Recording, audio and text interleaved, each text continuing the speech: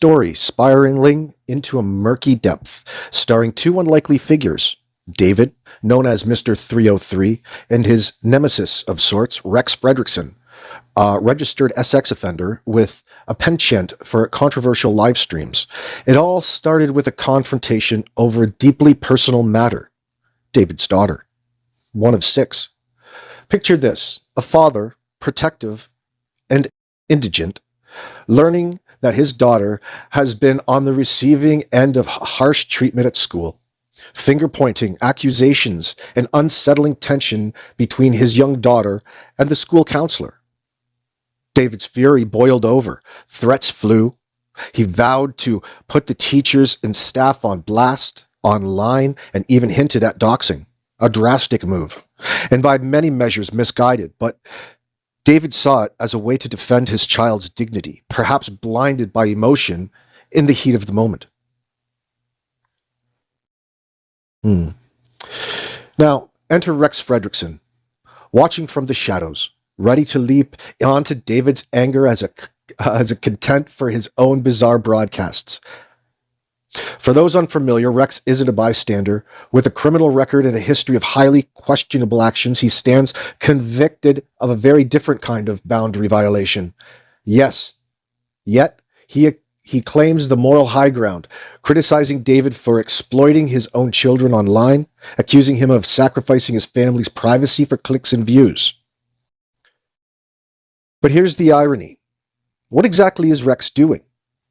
With every stream, every mocking commentary, every skewered analysis, Rex uses David's family, his turmoil, as fuel for his own twisted narrative. Isn't Rex doing the very thing he accuses David of? Profiting off another family's pain, stoking public outrage for personal gain? So, who's exploiting whom, and at what cost? In this tangle of grievances, we see two men, each believing himself righteous, but perhaps blind to the damage trailing in their wake. Join us as we unpack the motives, the hypocrisies, and the uncomfortable questions raised in this unfolding saga. Thank you. McKay was telling a little bit of the truth about this one? I was telling the truth about this one? Yeah. So, I'm not completely certain what's going on with that. Okay, his name is a little bit tougher to pronounce. Yes, he's going to talk back respectfully. I'd like you to go talk to that teacher, so I don't have to. Pretty much truthful about the whole, drumming and that kind of, him not being respectful. So we're definitely on the right page there. But I'll find out about the police officer issue, and then I'll talk to Ms. Ringenbaugh when she's back. Yeah. Sounds good. Okay. All right. Thanks, David. Thanks. Bye. So this is when I left your house. Acting like this was a zoo, but I wasn't screaming and I wasn't running. And I wasn't acting like it was a zoo. I just he didn't let me get my book from my backpack. So I said, hey, can I please go get my book? He didn't let. So I came down. Remember when I left work up there? And I went down, and that was the morning that I got the call that morning? Yes. So I went down. I went to go tell McKay a good job for telling the truth, bro. And I walked in, and the counselor has her in his office because she stomped her feet in class. No bullshit. And so that's what this is, just for some context. McKay is telling me how she got in trouble because she wanted something. She stomped her feet. And apparently, you'll hear in a second, she didn't feel comfortable enough to say that in front of him. She had to wait until I was there. So, yeah, that's it. Go ahead. Interesting. Yeah. Communicate pretty simply with my daughter. Are you supposed to be doing this? No. Well, she comes in here and she acts like she didn't do anything. Right, now I'm hearing she's like, okay, that attitude. You know what I was doing? No. I came down off the mountain to come give you a high five and tell you how proud I was for telling the truth. Yesterday. About what? Oh, about Mr. Buck. Mm-hmm. Like this. Did nothing about this. I don't care. What are you doing? This is really simple. It's the same crap yesterday with Ms. Riggenbach that I told you not to do. This is what you're not allowed to do. Like, this isn't the first time that someone's attitude has gotten in trouble with Micaiah. right? And it's not the first time that other people's attitudes have gotten in trouble with the other kids.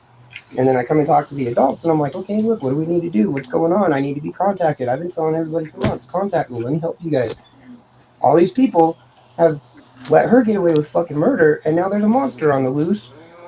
And everyone's like, well, what happened? That doesn't make any sense, right? Like, There's something like but the fact 90 days not her stuff lands on the adults. The of them not calling me. Frustrated lands on the adults. That's it. Y'all should have been making daily calls if that's what it took.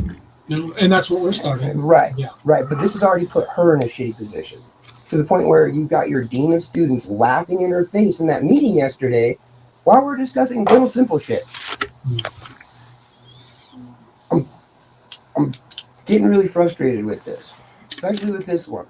It's not a good reporting atmosphere if she's going to come in and say, well, I didn't understand. And the first reaction from the dean of students is to laugh in her face. I mean, it wasn't some blatant, but she did giggle. She had a big smile on her face. And then she interrupted both me and Makaya in that meeting. Yes. Okay. So, where I'm going with Makaya is, you need to get your shit together. Just because these adults have let you commit murder, almost, doesn't mean that you get to keep doing it. Sir. And I don't know what the miscommunication is with your staff. And I understand that you're trying to help. You've done an excellent job with all of my kids. I have no complaints about you. There's some of your staff that makes you and this school look like fucking trash. And it goes all the way up to Miss Black, who doesn't want to even contact me or follow up with issues about your students having, being chased in the hallway. You know what I mean? Or these concerns with Makaya. I don't know if it's a concern about how I have the YouTube and the shit and that I record stuff or whatever. But at the end of the day, I've almost sounded like, what's your friend's name? Maddox. I almost have been sounded like Maddox's dad this entire time, right? Oh, there's a conspiracy, whoopty whoop whoop whoop. No, okay, I'm not that guy. I've let it go this far, and I've warned everybody. I said, look, don't ask me to play this game with you. The staff needs to get their shit together. That doesn't make any sense. So at the end of the day, now I'm telling you directly, all of this stuff I have recorded, either video or audio, like every single interaction. You, Miss Black, every single one. I'm so fed up with it. And I've been doing it since last year. So if anybody wants to argue about my perception of things, we can go over it. We can watch the video. We can listen to it. I'm not disagreeing with you. No, I get it, right? But he's not disagreeing. That's my son. That should have never happened. And that's just showing that her issues aren't all just her. It's not just Makaya. And that goes all the way up to Miss Black with her shit excuses for why my son was touched. I don't get it. So someone needs to get control here. I don't know who needs to get control here. I'm tired of coming in looking for help. That's it. Any more. I'm just going to publish everything. And I'm talking like names, fucking locations. Like, I don't care. I'm so fed up with it. No one needs anonymity if you guys are going to treat my kids like this. I guess I don't understand that perception.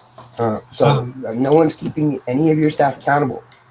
Anyone, right? And if me, as a parent, can't keep your staff accountable, I will throw it on social media where you guys won't be able to get calls. You guys won't be able to fucking get emails.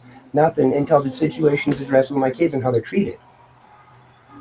So you're talking... Jesus, David. Like, almost... Well, why would the police approach you with guns? You see, this is all gaslighting at the worst. Okay? And this guy has been pulling this for over a year now. It's time it stopped.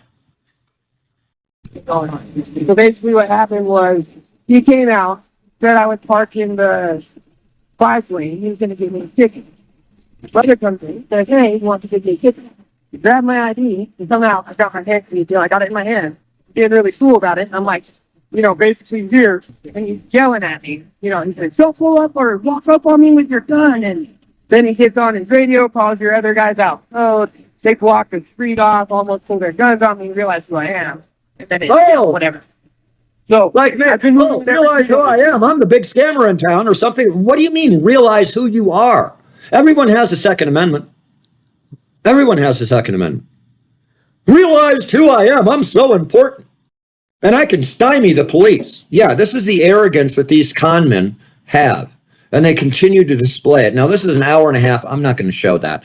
But it does show you how deeply embedded this guy is. And here's the people that he's exploiting. Now, in this case, this here is from the motel that he used to work for. His wife was the desk person. And according to some of the people that was working at the motel, what actually was going on is he was stealing people's credit cards information via his wife. And according to, again, to the motel people, he was kicking people out because of drugs and stuff like that, because of his wife working in the office, and he was going to back her up, walking around with a firearm, and listen to this, threatening to kidnap our kids and traffic them to pedophiles. Oh, this doesn't stop, does it? Speaking of which, my friends, dear viewer, welcome to this man's realm, both twisted and troubling, where our subject today, Rex Frederickson, finds himself at the tempestuous intersection of rage, self-justification, and an insidious online fervor. Now, Frederickson, a registered SO by the letter of the law and the ink of his own admission, is a man intent on rewriting his narrative, casting himself as the unwitting victim of a 2-decade-old misinformation campaign. But this tale is no more plea for absolution. Instead, he wields his grievance as a weapon, broadcasting a series of vitriolic videos aimed at perceived adversaries like Mr. 303 and the Tyrant Bird Show. In these tirades, Frederickson frames himself as the wronged hero against an imagined league of antagonists seeking to shift the blame onto all but himself. So what fuels this unsettling crusade? Is it denial, deflection, or is it a darker compulsion to wield control over the narrative of others while dismissing his own documented history? Join us as we delve into the tangled web of Frederickson's accusations. It doesn't. And he's continuing to do this, the same scam over and over and over again in order to gain people's empathy and sympathy for them in order to donate to him, probably on GoFundMe or some other platform similar to that, where he has this beautiful exploitation for other people in order to be able to join, in order for him to afford his house, or was able to get some kind of an angel donation. Okay, and again,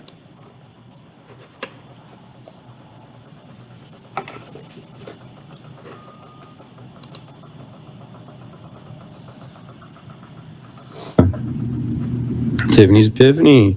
All right, so I'm just fed up with these people. So here's what we're going to do, guys. We're going to put this in the first little portion of this video so you guys all know and we can get it clipped out and whatever. But any of these people with anybody's kids' names in their mouths, with anybody's wives' names in their mouth, anyone victimizing people they should not be victimizing. His children are again in danger. You can go after these content creators. Feel free to talk shit about the way they look. Feel free to talk shit about how much drugs you think that they do. Again, he's focused on the things that he is doing. He's trying to defend and separate himself from all of these things that he is exploiting. And when you find these con people, they are not alone. They're not. Okay? We also have this guy here that has been running shotgun for him. Okay? But actually is the kind of, the guy that's directing in the background. And again, we've got Brett Connies for drug, complaining about other people and showing how bad these other people are, and nothing else. Never butt plugs and bloody rugs. This is quality, folks. Here, folks. I mean, just really quality. Wade Wilson, before, better have my money. Oh, is that extortion or exploitation? Let's see. Did Jamie endorse AC cheating? Well, it's just been released that this guy here apparently contracted AIDS from gave AIDS to someone.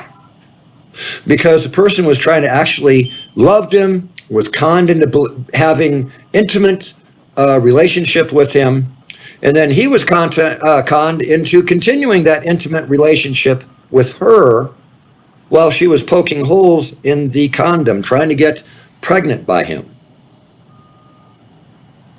And he's completely blown it off. As a matter of fact, they have released all this.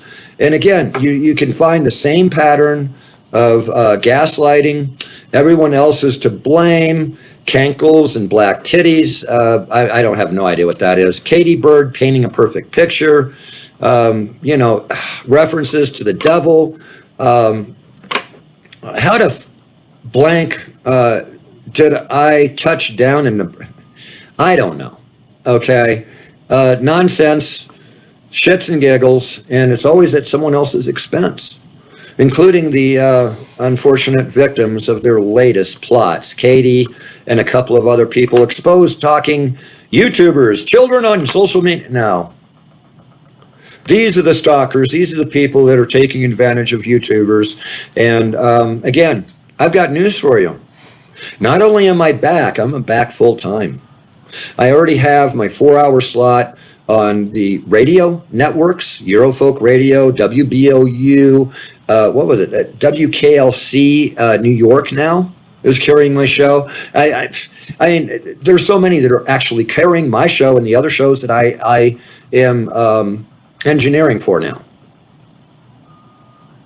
And I will be looking forward to working with all of you locally, okay, that has come forward and has got, really tired of these people. Okay, there's a small group of people. A lot of them are not YouTubers. They don't care about YouTube, care less about YouTube. But they continue to monitor and track these guys because they have become victims of these scams. Either that or they are actual good people in law enforcement that is tired of the continuous scams these people have put out and the reflection that looks like on the police department.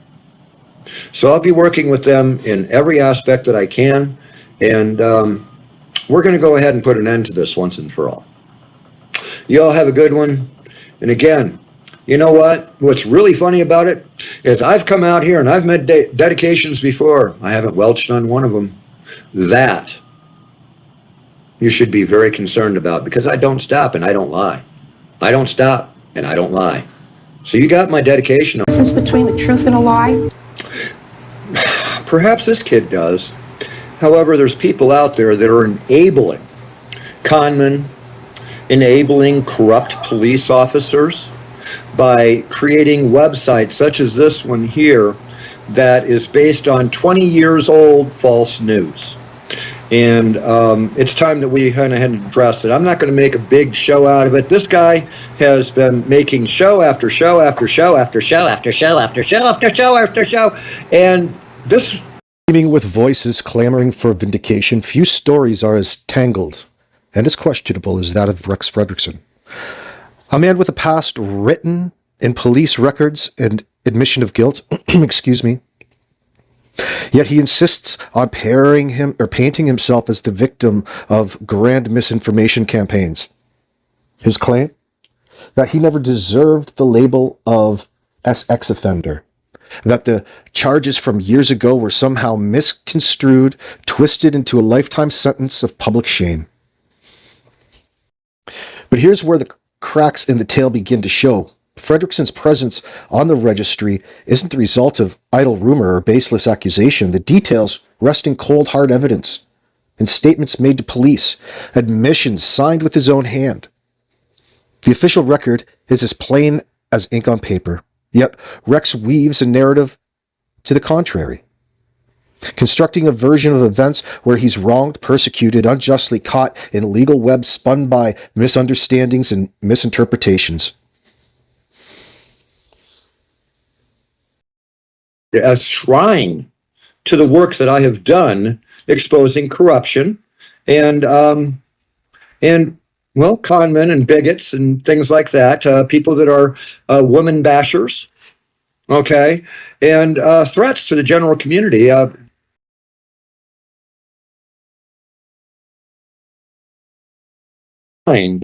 Of my work, he has not got one video that he's made here. It goes on and on after one lie after the other, 20 years out of date, having no contact with reality whatsoever. But you see, he is enabling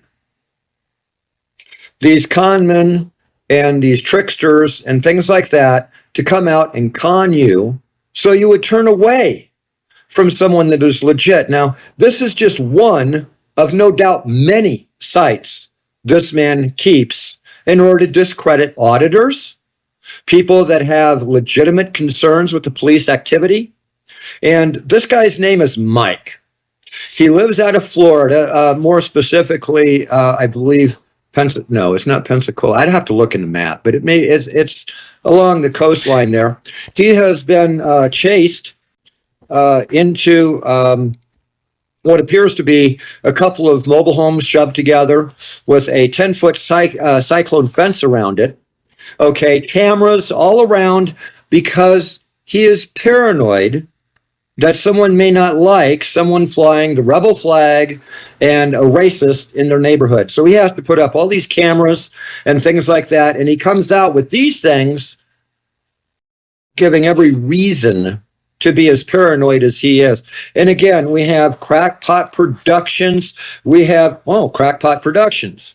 He steals other people's videos and just simply puts a couple of graphics on it and reposts them, leading with false, 2 hours of rodent crackpot.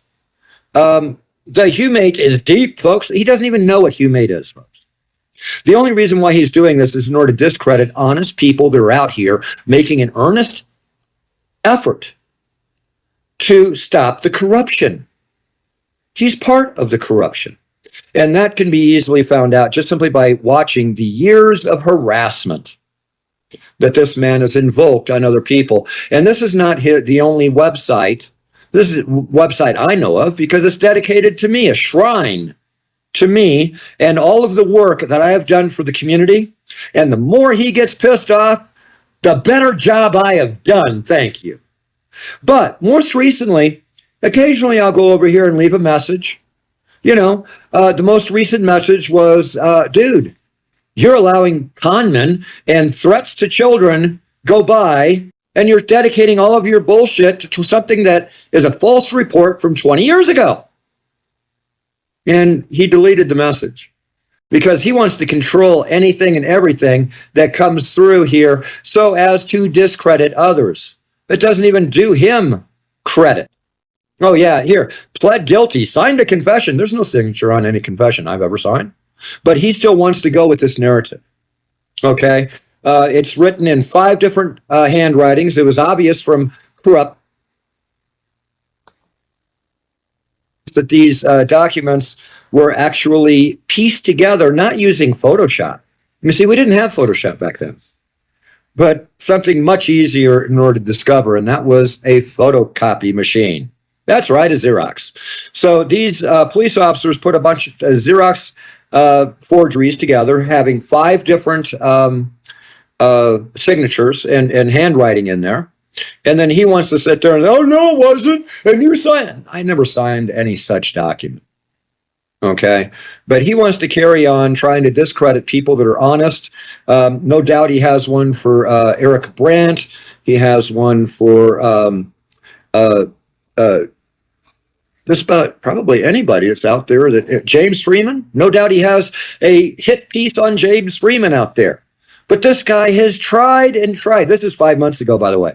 I haven't even been on this year, really. Okay, I took the entire year off with the exception of a few things that I had to come on and actually share with you because that's the responsibility I take. And the word I told you, what? That I would expose these guys. Okay, I haven't had time. I've been doing other things, for the community, a lot of community work. And now we're set up in order to be able to launch, and we're actually getting set up really nice for our new premiere. And this guy is still attempting. Now, let me show you how long this guy has really been at it, and he has failed in every aspect. Look at this. We're going to go here, and we're going to go to the oldest. This is actually going to surprise me a little bit as well, because the oldest was 3 years ago. I'll tell you why it's 3 years ago. He's been following me a lot longer than that. But the reason why is because he started not mixing these up. You see, these are all faded and they have overwriting because he was running that close to a copyright strike, losing his favorite channel or one of them. I wonder what he's got out there about James Freeman and others that are legitimate in the cause. You can't make a single sentence that makes sense or one that ties into the next. And then you wonder how come they are always exploiting the children, virtue signaling, pointing at everyone else in order to get your cooperation, in order to get your donation. Some pretty sick people out there, folks. Okay? We're not talking about something that was going on 20 years ago. We're talking about something that is going on right now. No question about it. We know about it. These people have advertised the fact that they're in need of these things, and they've even advertised the fact that they're receiving monies. Okay, and now we know the rest of the story. Okay, now that we've got Thayer denying DUIs, well, who's going to wind up running children over? The guy that's high on cocaine and drinking and driving? Or some random character they choose online to be their victim of the exploitation of YouTube? It's time that these guys get wrapped up and go over. Now, mind you, I did mention the fact that there is a meeting. It was scheduled for November 6th. It's been moved. There was going to go to war over it. Now, we're not talking about, them denying this, where 303 is exploiting his children again online. School counselor flips out about our... Still, as Rex rallies for sympathy, broadcasting his self-proclaimed innocence to anyone who will listen, no one can ignore the irony. His words speak of redemption, yet his actions betray a different story. It's not just his past crimes that haunt him, but his relentless need to control the story, to bend reality, to cast himself as a victim. And in doing so, he diverts attention from the real questions about accountability, remorse, and the weight of one's actions. So what drives a man to rewrite his own history in defiance of his own confession?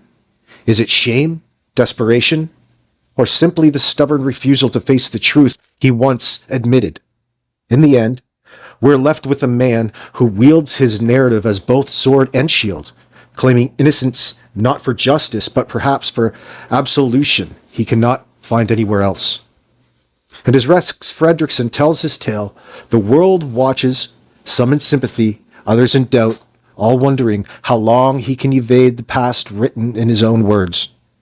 Well, right after he sat there and complained all about me and how I have somehow conned people and stuff like that, when he's the one exploiting and taking advantage of everybody out there that would donate to him. Oh, poor children. It's a little bit like sitting there, passing a mother of three on the road, seeing her smack the shit out of one of her children while she turns around with the other hand and asks you for money in order to feed him. Literally. Okay? So where did this guy get a home? Oh, big drug dealer. We did the big drug deal. Is that it? Are you responsible for that many people, hardship, and death? Really? You made the big drug deal and got out there and got a house, huh? You made the big drug deal working at the, motel, where there was a bunch of druggies and stuff like that, but you didn't want them to sell because you had to make your money from it, right? I see. This is starting to make sense now. He sat there and pointed out all these other people that was his competition at the motel. In addition to that, the word from the motel employees was he was skimming credit cards. And after he skimmed the credit card of someone checking in, he'd sit there and use that credit card and all the information off of it to order tools to the motel, to an empty room, And of course, they're going to be what? Delivered to the office. So again, another arrest, huh? And that brings us to this bozo that we familiar with. This is Mr. 303.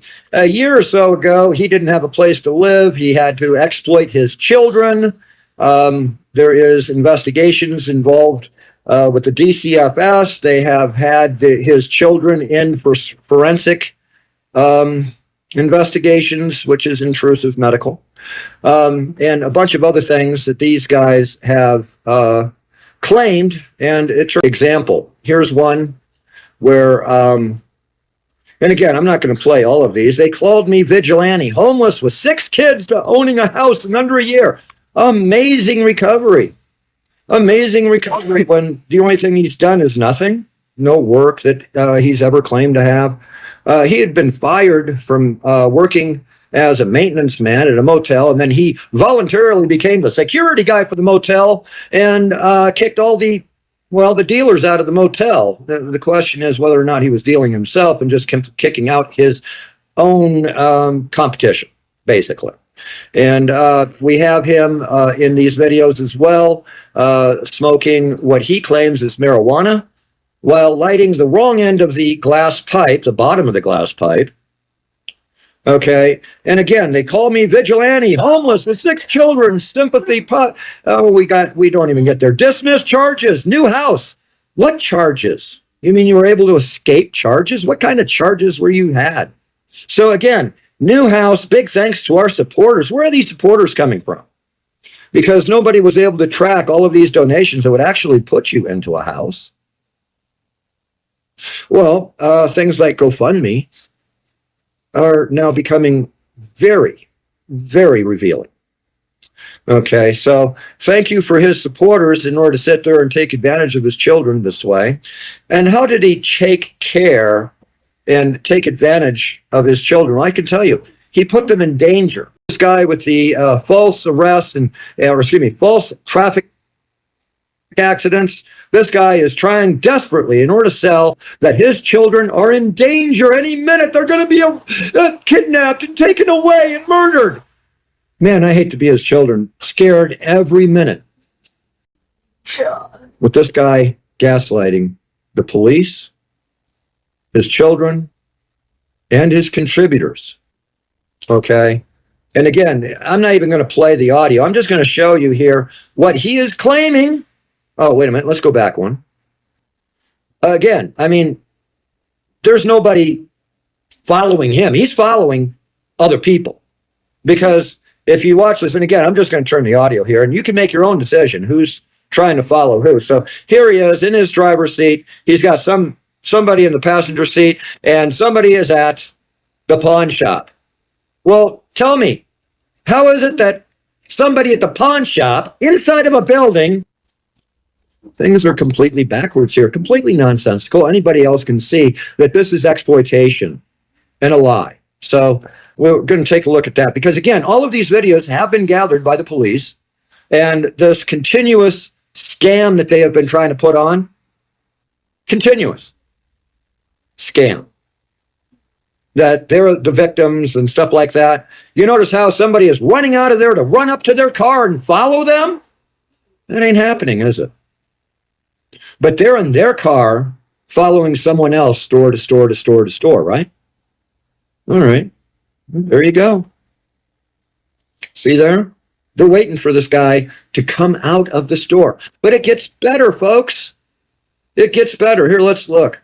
Let's listen to this. Listen to trouble all of this time. I'll get him.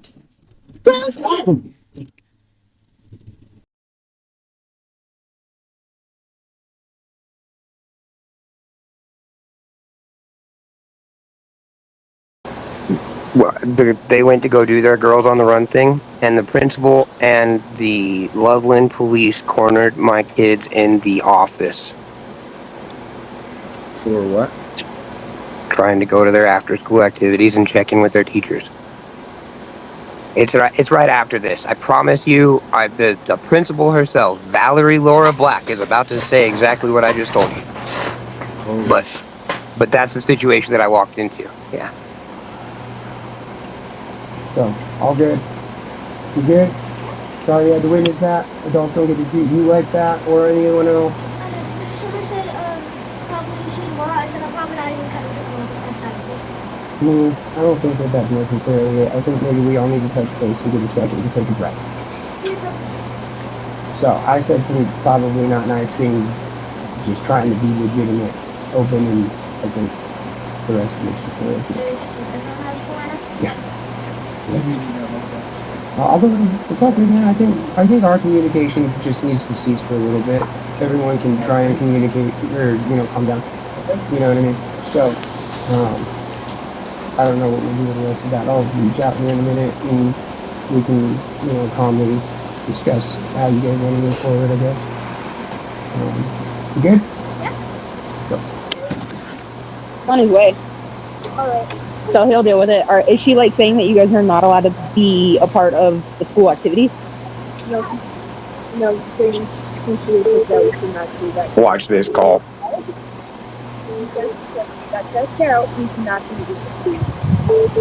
That you got checked out and that you're not allowed to be in your group because you got checked out? Yep. Okay, well, Dad's on his way. All right, love you, bye. Hello? Hello? Hi, this is Rachel. This is her. Hi, Rachel. This is Mrs. Leggett with you. Hi, I heard you're keeping my kids from their school activities. So they've been checked out for the day. So that means that they are no longer under our care. No, they're under the care of their groups that they are registered in legally and publicly. So once they've been checked out from school, they don't get to come back and participate in after school activities. I feel like you are wrong. Ouch. Yeah. So after talking, that's like tit for tat kind of shit. Like so it definitely was your conversation from earlier. Exactly. Well, and then check this out. Her boss didn't like that at all. They're not supposed to do that. And these kids are supposed to go in and check in with the teacher that runs the club, which means they are now under that control of that teacher. They literally cornered the kids in the office to make sure they couldn't go check in and then fed them this story, which is wrong. It's not actually a policy. And I've got that on the call with her boss. Jesus. Wrong, and my husband is on his way to handle it. And you guys are going to learn a whole new thing because we're already involving the school board and the public. So feel free to talk to my husband when he gets there, but you're keeping my kids you're keeping my kids from their school activities, and that's wrong. Yeah, so they cannot participate in after Yes, school activities. they can. They've been checked out for the day. They were not checked out because they were sick. They were checked out because your staff is being incompetent. So they were checked out for the day, Rachel, and I'm just letting you know. Yes, and now they are attending their groups where the teachers that they are having problems with are not there, where they feel that they are safe because your teachers that are causing problems are not there. So is somebody coming down here right now to get them? No, somebody's coming down there to put a video of you on YouTube and put all your information out there so that people all over the world. I told you were gonna like this call, bro. Oh man. Can share their grievances with you because you're fucking with my child's ability to have their public activities that are publicly registered. You're keeping them from that. So you are harbingering our child's ability to do public activities. So we will need somebody to come get them. Oh, he's coming. He's coming. Trust me, he's coming, honey. Bye. So we're left with questions that linger like shadows, questions about boundaries, motives, and the toll of public battles waged online. Here we have David, a father willing to go to drastic lengths to protect his child, making choices that some see as misguided, perhaps crossing lines in his fury. And on the other side, Rex Frederickson, a man with his own troubled past, casting judgment while leveraging David's struggle for his own platform, adding layers of spectacle to an already painful situation. In the end, one has to wonder When do actions done in the name of defense or exposure cross into harm? How do we, as onlookers, discern between the need for accountability and the hunger for drama? This is the complex world we now navigate, a world where every action can be broadcast, critiqued, twisted, and echoed through 1,000 screens. So as we sign off, let's remember that behind every headline, every video, there are real people, children, families, lives marked by the actions we've just witnessed. Maybe it's time to step back and ask ourselves, at what point does the search for truth give way to exploitation? And when will the ones we put on the blast today be the ones we regret hurting tomorrow? Thank you for watching, and until next time, goodbye.